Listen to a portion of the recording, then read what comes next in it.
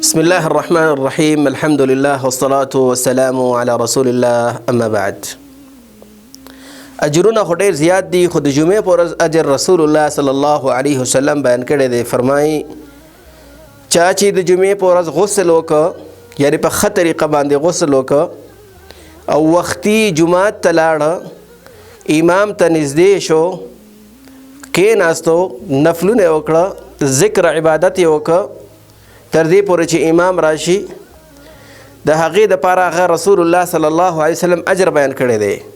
چا چې وختي غسل وکړه او جمعات ته لاړه داسې دی لکه د اوښ ثواب د اوښ په اندازه باندې ثواب چې کم دی هغه ته میلاویږي. په دویمه درجه کې چې کله څوک لاړ شي په دویمه ګړۍ یا په دویمه ساعت کې چې څوک لاړ شي د هغه ته د غوا برابر اجر چې کم دی هغه میلاویږي.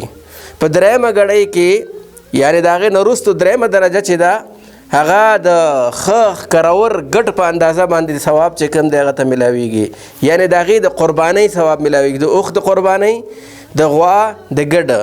څلورمه مرحله چې کوم ده چې څوک د هغې نه وروستو لاړ شي هغه داسې دی لکه یو چرګه چې کوم د هغه صدقه کیږي، د چرګې د صدقې هغه اجر چې کوم د هغې ډول کول کیږي. او د هغې نه وروستو چې څوک لاړ شي بیا د یو انډې برابر د هغې ثواب چې کوم د هغې ته میلاویږي. نو درجات رسول الله صلی الله علیه وسلم بیان کړي چې ډیر اجر غواړې د اوښ د قربانۍ برابر وختي لاړ شه، د غوا د قربانۍ برابر ورپسې، د ګډ دغسې چرګه دغسې، او آخر کې آخري حالت کله چې امام راووته امام راغی منبر ته وخته او کېناسته دلته چې کوم دی بیا د ثواب دروازې بندې شي د وختي راتلو دپاره. او ځینې روایاتو کې راځي چې ځینې ملایکو سره چې کوم د هغه رجسټر وي چې په هغې کې لیکي کله چې امام راغی کېناسته منبر ته وخته هغه مکمل بندې شي بیا ملایکې هم خطبې ته کښېني. نو دا هغه درجات دي چې رسول الله صلی الله علیه وسلم بیان کړي دي.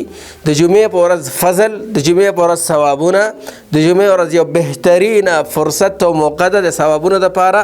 الله رب العالمین د موږ او تاسو دغې ثوابونو د ګټلو توفیق راکړي او الله رب العالمین د موږ او تاسو نه قبول کړي. وصلی الله علی النبي محمد وعلى آله وصحبه اجمعین.